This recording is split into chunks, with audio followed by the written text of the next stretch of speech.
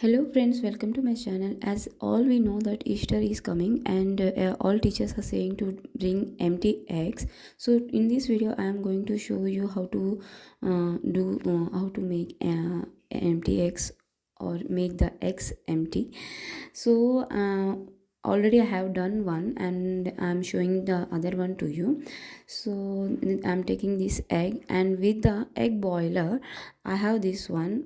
If you have this, you can use this, or else you can also use a safety pin or any kind of pins to make holes on opposite sides.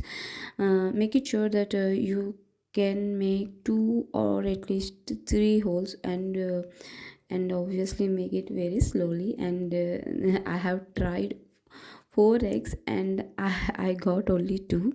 As all know that I have two kids, so I need two empty eggs. After making holes, you have to blow on the other side so that the inner side of the egg just comes out, and the empty one, you can make any kind of designs or paint on them, or you can do any craft on it, or also you can also prank to anyone. And you can make you can wrap in some kind of chocolate covers, or you can prank to your kids also, and to your friends and something like all.